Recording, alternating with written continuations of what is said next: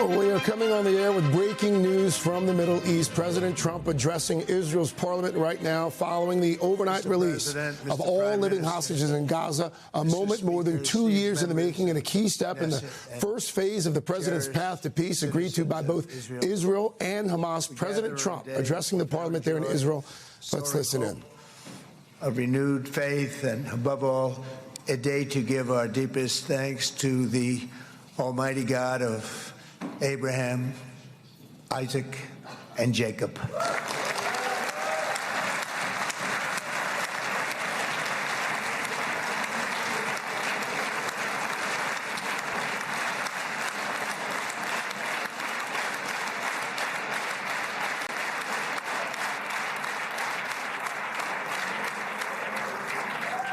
After 2 harrowing years in darkness and captivity, 20 courageous hostages are returning to the glorious embrace of their families, and it is glorious.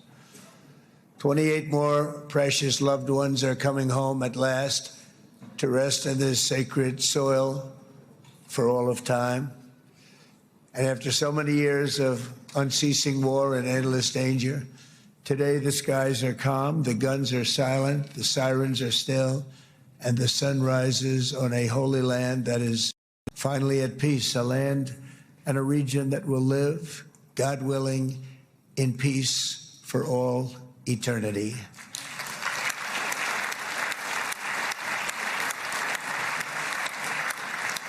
This is not only the end of a war, this is the end of an age of terror and death and the beginning of the age of faith and hope and of God.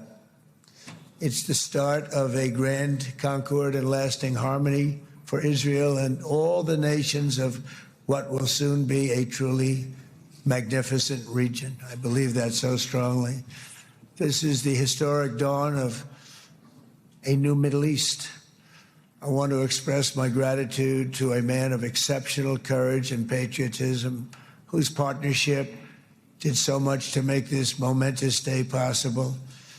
You know who I'm talking about. There's only one. Prime Minister Benjamin Netanyahu. Bibi, please stand up.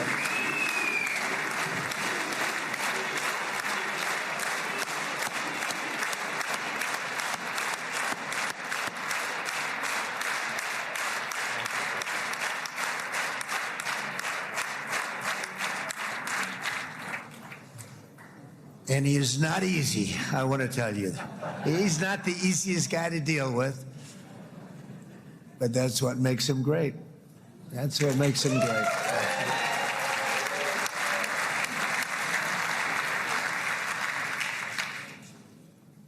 Thank you very much, baby. Great job.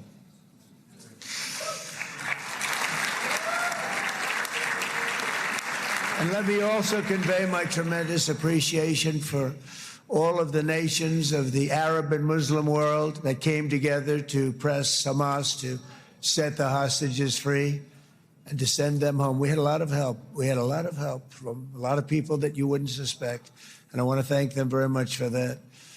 It's an incredible triumph for Israel and the world to have all of these nations working together as partners in peace. And it's pretty unusual for you to see that, but it happened in this case. This was a very unusual point in time, a brilliant point in time. Generations from now, this will be remembered as the moment that everything began to change, and change very much for the better. Like the USA right now, it will be the golden age of Israel and the golden age of the Middle East. It's going to work together. I'd like to thank several great American patriots for their invaluable help in getting something done that almost everyone thought was absolutely impossible. We were wasting our time. So many people said, "You're just wasting your time." But we weren't, because we had talented people working with us, and we had people that loved your country, and frankly, people that loved the region. They loved the Middle East. I want to thank my friend Steve Witkoff.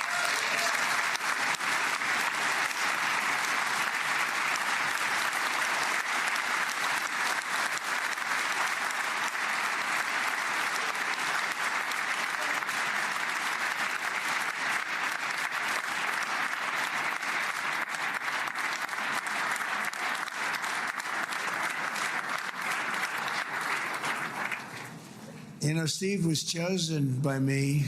He never did this before, but I knew him as a few things. He was a great businessman, but I know a lot of great businessmen, to be honest with you.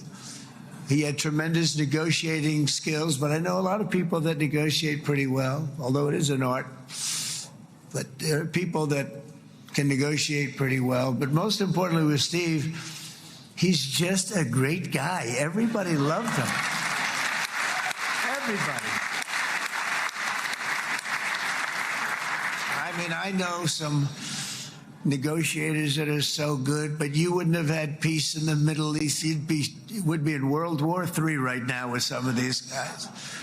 Everybody loves Steve, and they respect him, and they somehow can relate to him. I've known him for many years, and I've seen it over and over again. להוציא את חבר הכנסת עודה, להוציא אותו מהאולם, להוציא אותו מיד, החוצה, החוצה, החוצה. להוציא גם את חבר הכנסת כסיף, להוציא את חבר הכנסת כסיף מהאולם. Knesset member Kasif out of the hall. Please expel him immediately.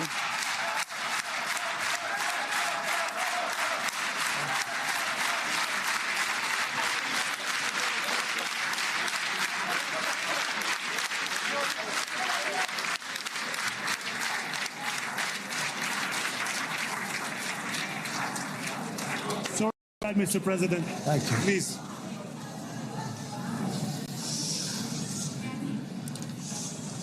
That was very efficient.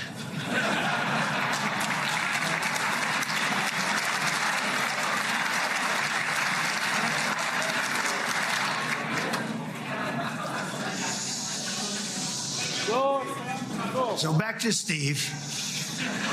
He's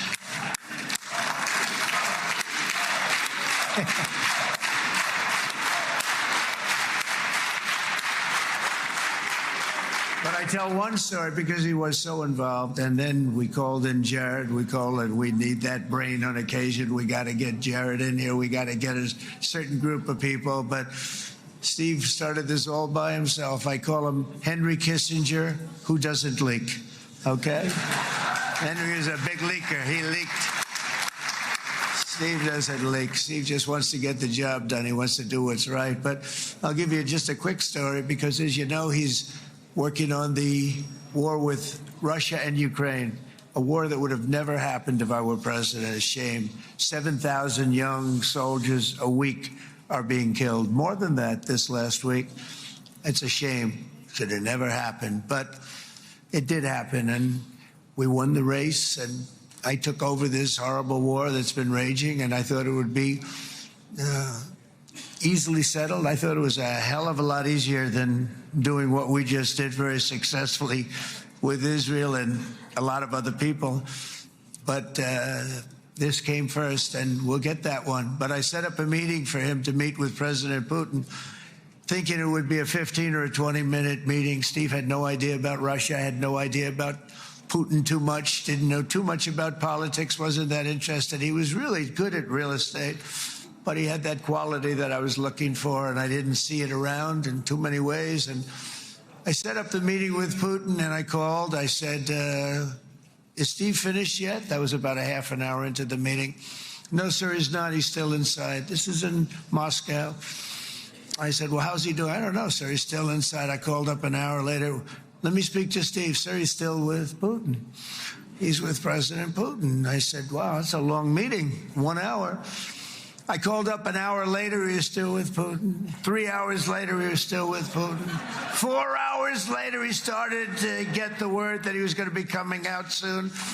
And in 5 hours, he came out. I said, what the hell were you talking about for 5 hours? And he says, just a lot of interesting things. We're talking about a lot of interesting things, including what he went in there for, but you can't talk about it for 5. You can talk about it for a certain period of time, and you know what you're getting. But that's a talent. That's a talent where you can do that. Most people I'd send in, number one, they wouldn't be accepted. Number two, if they were, the meeting would last 5 minutes. And that's what happens with Steve. Everybody loves him. They love him on this side. They love him on the other side. And he really is. He's a great negotiator because he's a great guy. So thank you very much, Steve, very much.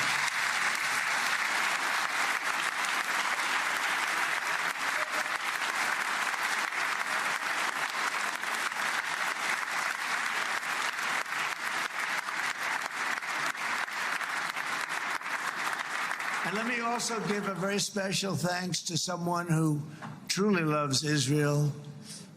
In fact, loves it so much that my daughter converted. My daughter converted. I didn't know this was going to happen. And Ivanka's here.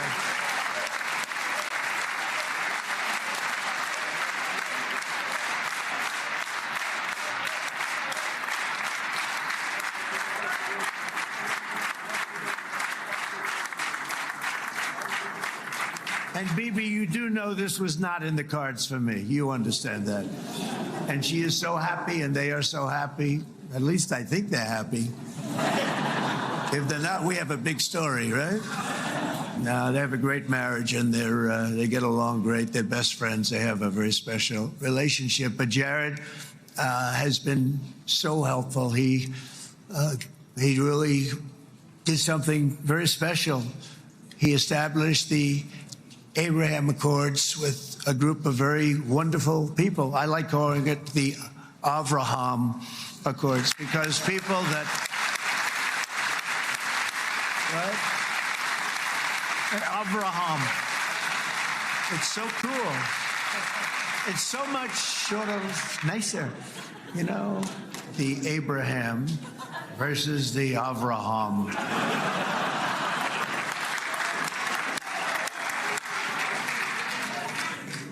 I just don't want to sound too sanctimonious when I do it, so, you know, I sort of split it up. This way we keep everybody happy.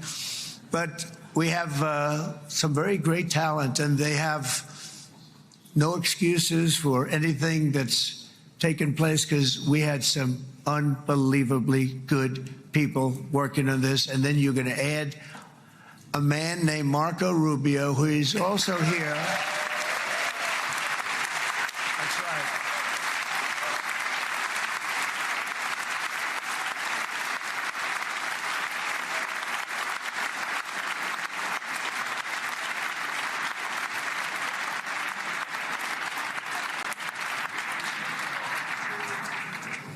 And I have a prediction that Marco will go down, I mean this, as the greatest Secretary of State in the history of the United States. I believe that. I believe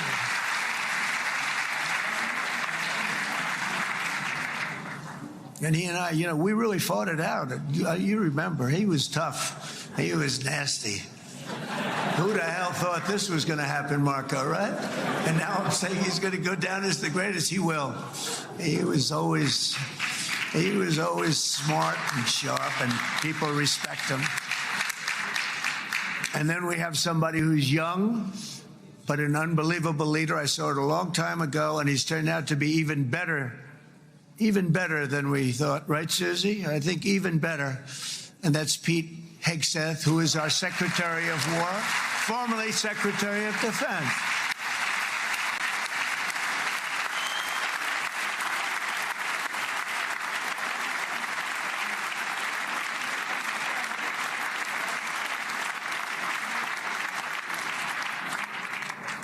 And as you know, we decisively won World War I. We decisively won World War II decisively.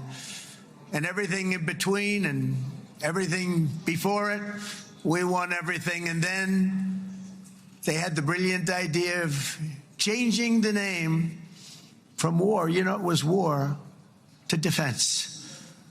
And with that went a certain thinking.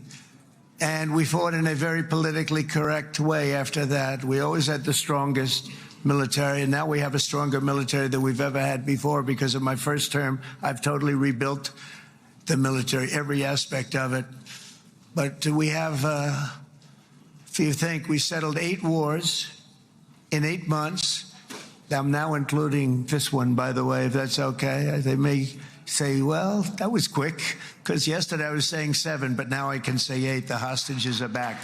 The hostages are back.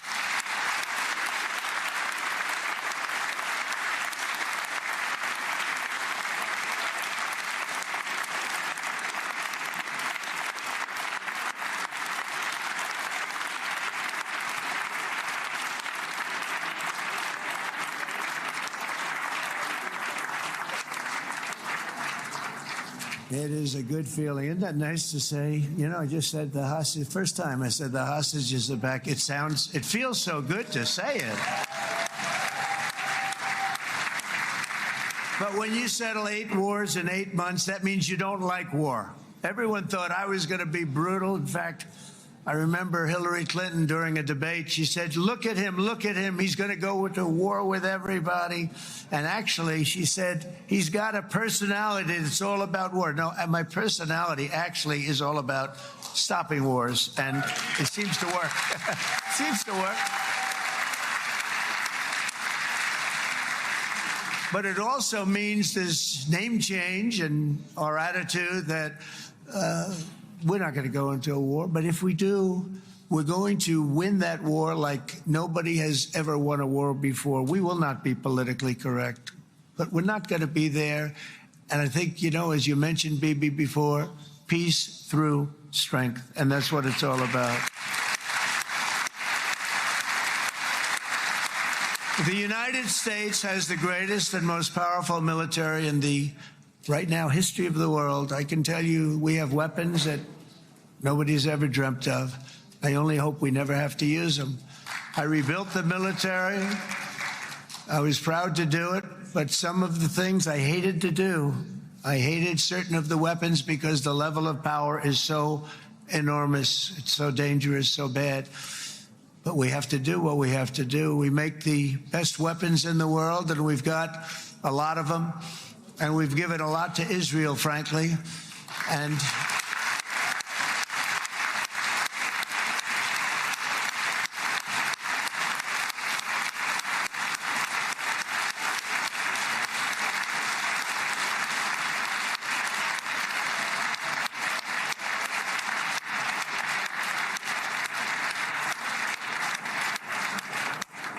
I mean, Bibi would call me so many times, can you get me this weapon, that weapon, that weapon? Some of them I never heard of, Bibi, and I made them. But we'd get them here, wouldn't we? And they are the best. They are the best. But you used them well. It also takes people that know how to use them. And you obviously used them very well. But so many that Israel became strong and powerful, which ultimately led to peace. That's what led to peace.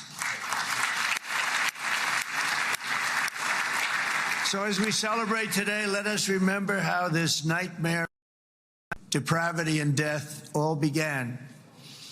2 years ago, on the eve of the Simchat Torah holiday, thousands of innocent Israeli civilians were attacked by terrorists, and one of the most evil and heinous desecrations of innocent life the world has ever seen, the worst slaughter of Jews since the Holocaust. The cruelty of October 7th struck to the core of humanity itself. Nobody could believe what they were witnessing. The United States of America grieved alongside you, and we mourned for our own citizens who were so viciously taken that day. And to all the families whose lives were forever changed by the atrocities of that day, and all of the people of Israel, please know that America joins you in those two everlasting vows: never forget and never again.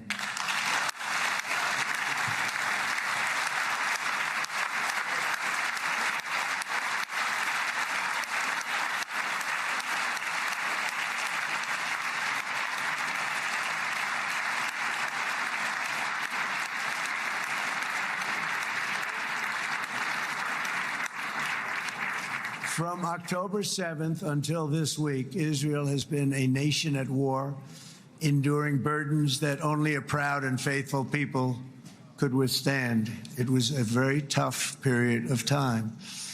For so many families across this land, it has been years since you've known a single day of true peace. but now at last, not only for Israelis, but also for Palestinians and for many others, the long and painful nightmare is finally over. And as the dust settles, the smoke fades, the debris is removed, and the ashes cleaned from the air, the day that breaks on a region transformed and a beautiful and much brighter future appears suddenly within your reach. This is now a very exciting time for Israel and for the entire Middle East, because all across the Middle East, the forces of chaos, terror, and ruin that have plagued the region for decades now stand weakened, isolated, and totally defeated. A new coalition of proud and responsible nations is emerging, and because of us, the enemies of all civilization are in retreat. Thanks to the bravery and incredible skill of the Israeli Defense Forces and Operation Rising Lion,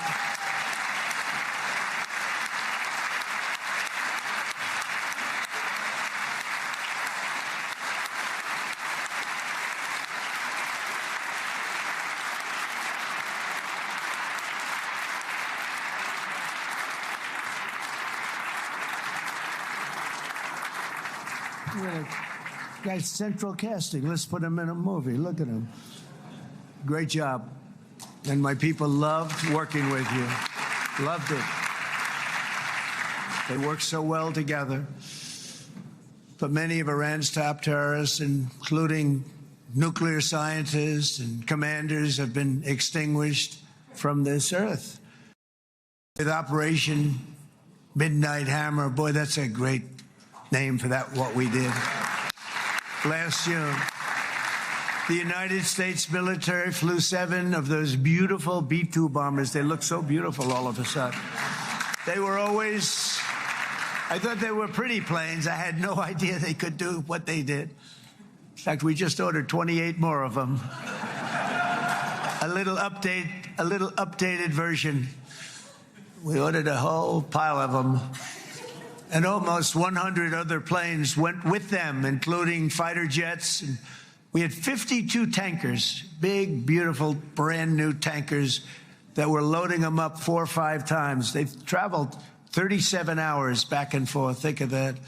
But we had tankers all over the sky for all the other planes. We had the F-22s, the F-35s, F-16s. We had a hell of a lot of planes.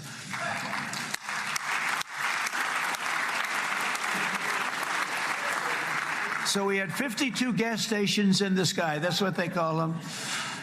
I'll tell you, I wouldn't want to be flying one of them. We have our great General Raisin Cain right here. General, stand up. This guy. What a general. Thank you.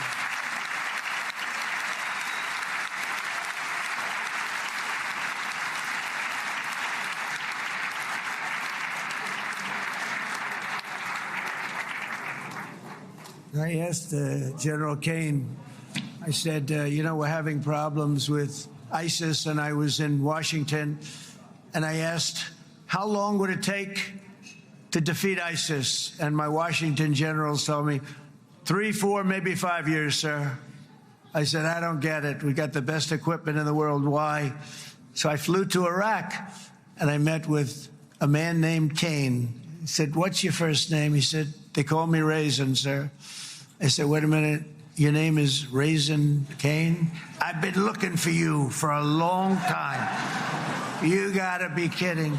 So they told me 3, 4, 5 years to defeat ISIS. And I sit with him and I say, why is it? I flew there in the dark of night. I landed, I'll never forget it.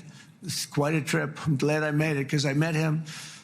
I said, could I ask you, General? I come down. He said, with another general and a sergeant. Everybody was like casting. They could go into a movie right now. Between him and you guys over here, we could get rich making movies, okay? And they got along so great. That's the beautiful thing, that your military and our military, Bibi, got along so great. But But I was told by the television generals in Washington, we have the best equipment in the world. Why is it taking so long? And they said, 4 years. I said, so let me ask you, Raisin, how long would it take you to defeat ISIS? Sir, we can do it in 3 weeks, but you'll probably have some time left over. I said, you got to be kidding. What the hell are you talking about? They said 4 years. I said, well, sir, look, it's not my place to say, but you're asking me the question. What you have to do is you hit him from the west, you hit him from the north, you hit him from the south, you hit him above, you hit him below. I said, so why didn't they do it? And he didn't want to speak badly of his superiors, which is hard to believe they were his superiors. Should have been the other way around a long time ago, because he's the one that did Operation Hammer. It was flawless. It was flawless. It was absolutely flawless. And I said, so you really think you can do it in 4 weeks? Yes, sir, 100%. You have to do it differently than they were doing it. They were using one base, and it was hundreds of miles away. And he says, we have all these portable bases all over the Middle East. And they didn't want to use them because they didn't want to offend the country where the portable, they wouldn't have even known what the hell the planes were going up, right? They wouldn't have known. But he said, no, they didn't want to defend anybody, offend anybody. And but we can do it in 4 weeks. I said, you sure about that? I'm going to call you back. I'll call you back on Monday. I'm going back to Washington. But you think 4 weeks? Yes, sir, I think we can do it in 4 weeks. We'll have time left over. So I call him on Monday. I said, you think you can do it? 4 weeks. I said, go ahead and do it. He did it. I'll tell you, he did it in 4 weeks, less than 4 weeks. So, General, stand up, please. Again, this is a real general. This is not a television general. He doesn't want to go on television.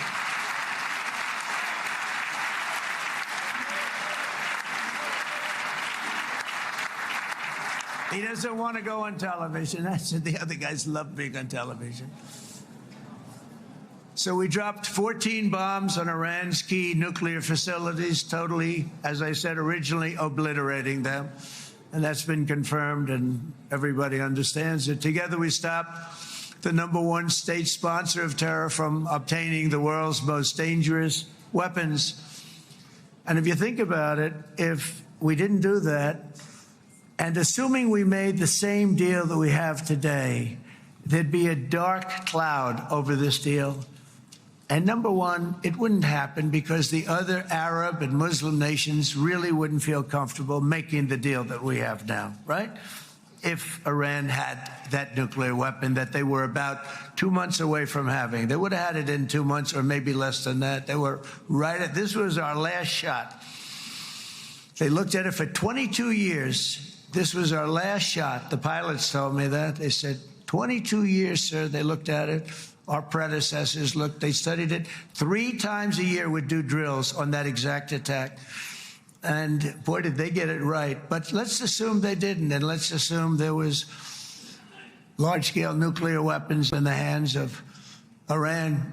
We couldn't be here today. Even if we signed the deal, which we couldn't do because a lot of people would not want to have anything to do with it, we took a big cloud off of the Middle East and off of Israel.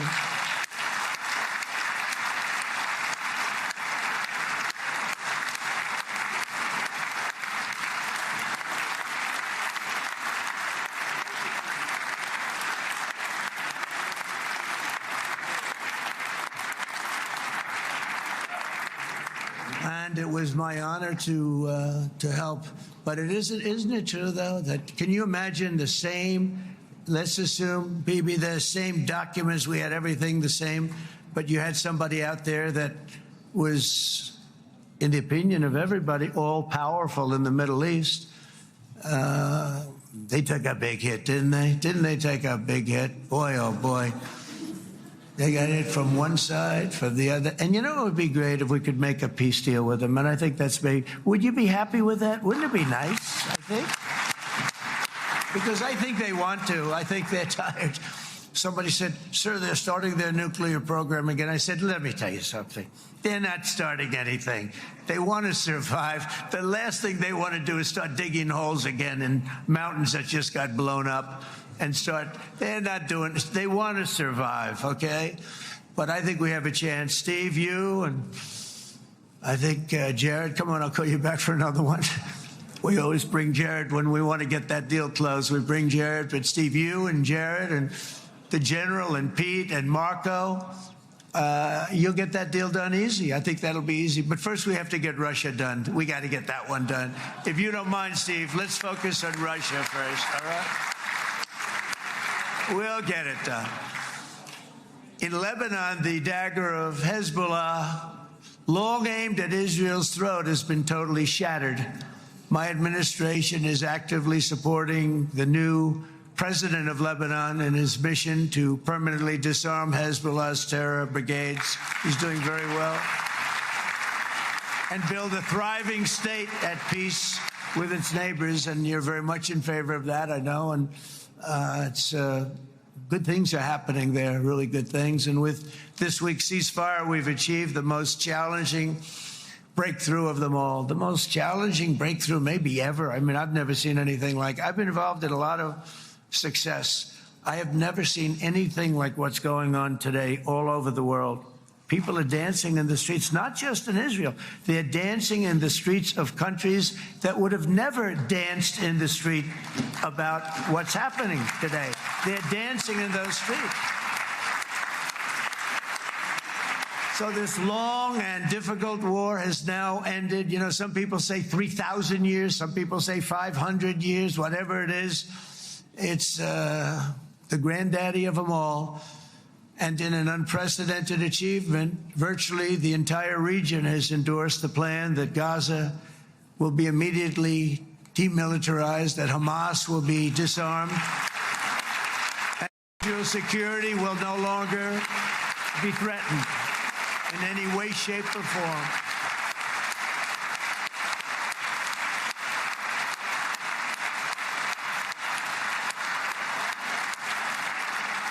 So Israel, with our help, has won all that they can by force of arms. You've won. I mean, you've won. Now it's time to translate these victories against terrorists on the battlefield into the ultimate prize of peace and prosperity for the entire Middle East. It's about time you were able to enjoy the fruits of your labor. Mr. Opposition Leader. I said he's a very nice opposition leader. I think, no, he's a nice man. Bibi, he's a nice man.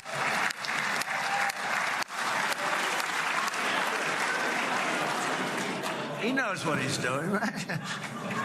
No, he's a very nice guy. Well, see, now you can be a little bit nicer, Bibi, because you're not at war anymore, Bibi.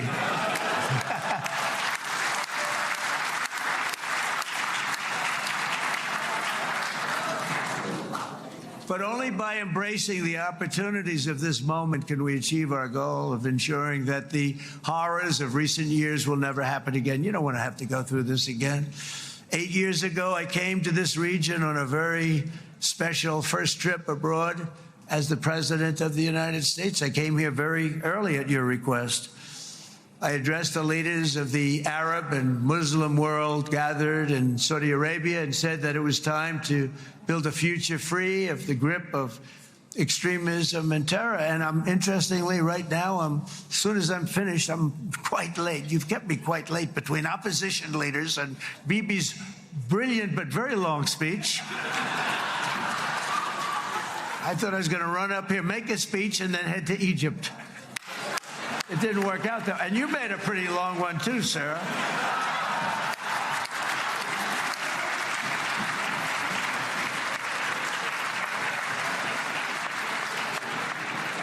But I liked what you all said. It could be worse. Supposing on top of it, I didn't like what you said. That would be no good, Ron, would it? Ron, you did a great job, by the way, Ron.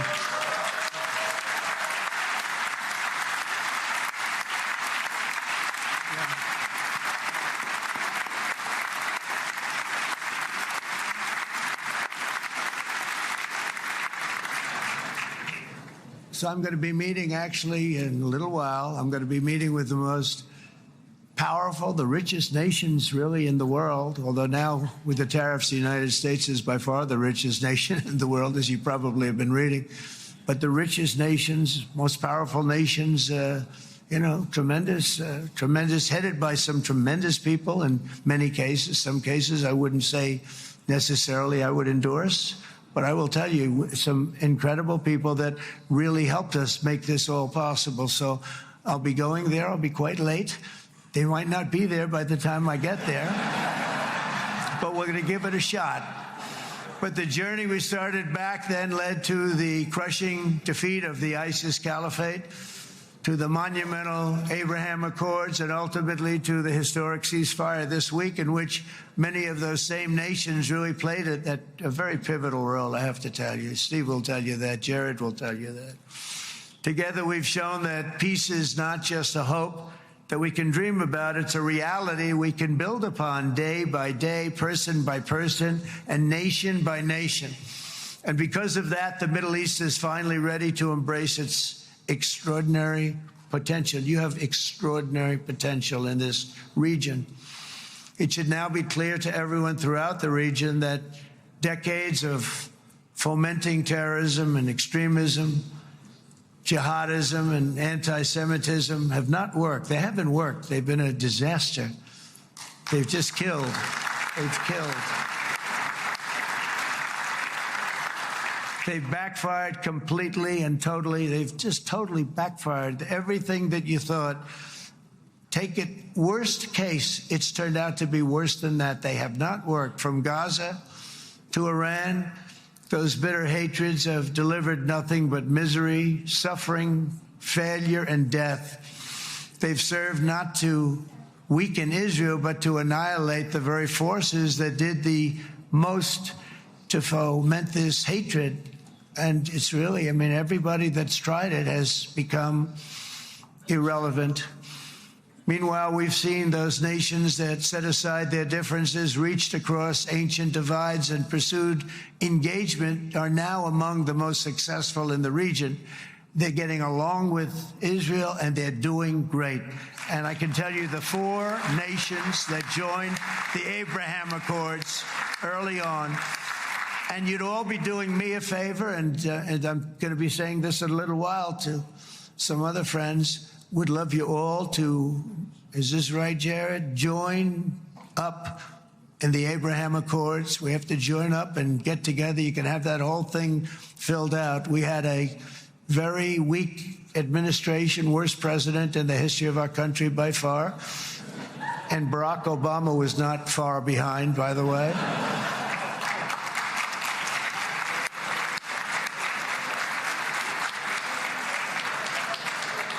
And they did nothing with this incredible document, the Abraham Accords, but now you can fill them up. Now you have peace. You have people that really like Israel. I'll tell you what, and they like Israel a lot more today than they did even 5 weeks ago. You've made a lot of, you've come back. You've come back strong, because it was getting to be a little nasty out there in the world, and ultimately the world wins. You can't beat the world always. I would say to Bibi, it's now time. And he understood it better than anybody, because ultimately, you know, the world's a very big place. And I've said a lot. I said, this piece of land is very small. It's unbelievable what you've done with that tiny. You look at a map even of just not the world, the Middle East, and you have this little dot. And think of what you've done. It's incredible. It's incredible.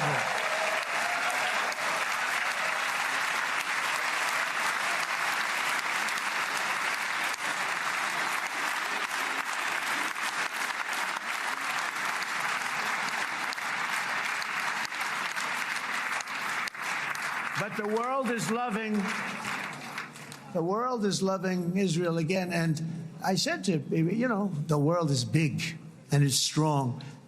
And Ron, ultimately, the world wins. And we don't have to worry about that now. But there was getting to be a period of time over the last few months, you know, the world wanted peace and Israel wanted peace. Everybody did. Everybody did. And what a victory it's been, right? What a victory it's been. If you would have gone on for 3-4 more years, keep fighting, it was getting bad. It was getting heated. The timing of this is brilliant. And I said, Bibi, you're going to be remembered for this far more than if you kept this thing going, kill, kill, kill.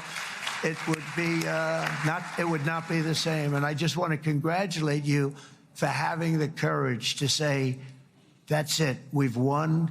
And now let's enjoy our lives and let's rebuild Israel and make it stronger and bigger and better than it's ever been before.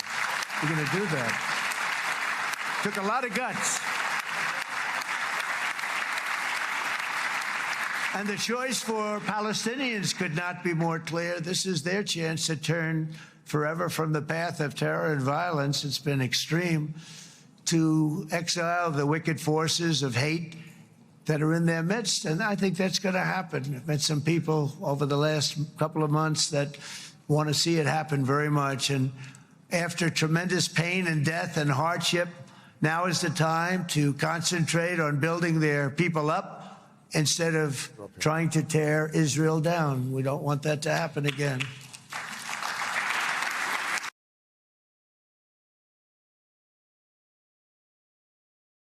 Parliament after the overnight release of all living hostages. At one point, the president declaring this is the historic dawn of a new Middle East. We want to bring in NBC's Tom Yamas. He is in Tel Aviv's Hostages Square. He has been watching and listening this morning as these historic events have unfolded there. Tom, what do you make of what we are hearing from President Trump's wide-ranging victory lap of sorts there? Well, I can tell you what the Israelis are making from it. The Israelis behind me here, tens of thousands of them in Hostage Square, they're cheering for President Trump. This has been the atmosphere since we arrived here early this morning. Every time President Trump says something that the crowd loves, they start to cheer. They actually, Craig, and this is interesting, here in Hostage Square in Tel Aviv, they are broadcasting live the president's speech to the Knesset, the Israeli parliament. They did not carry their own Prime Minister Benjamin Netanyahu's speech because politically, he is not as popular. In many parts of Israel, President Trump is actually more popular than this country's prime minister. So they're carrying this speech live. President Trump really announced to the world that the 20 hostages, the living hostages, have been freed from Gaza, from Hamas control. They are now safely here in Israel. I want to give you a couple lines from what the president said when he addressed the parliament, saying, "This is the end of the age of terror and death." Craig, he also said this is the historic dawn of a new Middle East. He gave a lot of credit to his special envoy to the Middle East, Steve Witkoff, who's been doing a lot of the negotiations, and his son-in-law, who no longer has a role in the administration, but remains a top advisor when it comes to Middle East affairs, Jared Kushner, also signaling out the Secretary of State, Marco Rubio, and the Secretary of Defense, Pete Hegseth, also highlighting that they now call it the Secretary of War, the renaming of that department as well. The president has been speaking at length. I want to say he's going north of 40 minutes right now. His schedule has been pushed back quite a bit. He's running about an hour to 2 hours behind schedule. After this speech wraps, and we should mention, he did meet with the families of the Israeli hostages. He's going to head over to Egypt for everything that's happening there. And there has already been some conflict there. At first, it was believed that Prime Minister Benjamin Netanyahu was going to be there in Egypt, along with the other Arab nations and other Muslim countries, but apparently that's not happening anymore.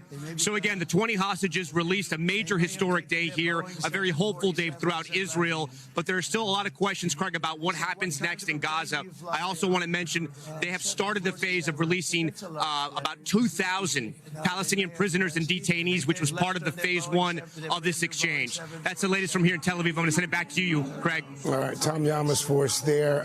Tom, thank you. Tom on the ground in Tel Aviv. Again, President Trump now, about 44 minutes so far, Jeremy Bashi's been addressing the parliament there. Yeah, the president sounded very optimistic. He talked about this coming peace, but the reality is the red line for Hamas has been the disarmament. And getting Hamas to disarm is going to be quite the Herculean task. Yeah, the Trump plan, Craig, calls for Hamas to lay down their arms, to surrender, and if they want to leave the Gaza Strip, they'll be offered amnesty. But nobody really understands exactly how that's going to play out. It's to require terrorists to give up power. That's never happened before. And then, of course, who governs the Gaza Strip? It's a place that has been decimated, absolutely devastated by 2 years of war since October 7th. Yes, the hostages are home. This is a historic moment. We saw the president kind of in a celebratory mode, a little bit rambling in that long address to the Knesset. But he said this is a historic day, a dawn of a new peace era.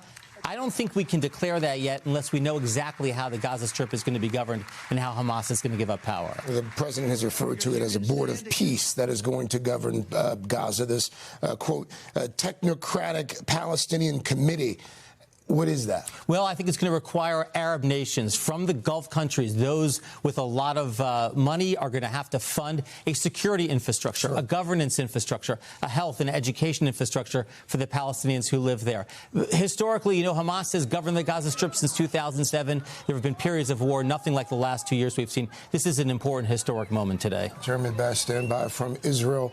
President Trump is going to be heading to a peace summit in Sharm el-Sheikh, Egypt. NBC's Keir Simmons is there waiting for the president. Keir, to Jeremy's point, the topic of conversation there among these 20 or so nations who have assembled will be what happens next in Gaza. What can you tell us about what that conversation, what that meeting is going to look like? You know, Craig, it really is the world's leaders waiting here for President Trump to arrive. Very likely Air Force One will fly over us. We're underneath the flight path. We were expecting him here now. There is real hope here, Craig, but also real hints of the kinds of challenges ahead that Jeremy Bash was talking about. What we expect to happen here is the president of Egypt to introduce President Trump, then meeting with other leaders, then signing a document. We don't know what that document will say, Craig. Our Chief International, Keir Simmons, there in Egypt for us. Keir, thank you. We will be checking in with you throughout the morning. Again, President Donald Trump in Israel right now, addressing the Knesset, has been addressing the Knesset now for roughly 47 minutes. We will continue to watch and monitor what the president says. And again, as noted, he will leave Israel. He'll travel to Egypt and meet with these other countries to hammer out a peace deal that he has brokered. More coming up on NBC News Now and NBCNews.com. I'm Craig Melvin in New York. This has been an NBC News Special Report. We thank you for watching, and remember, stay updated on breaking news and top stories on the NBC News app or watch live on our YouTube channel.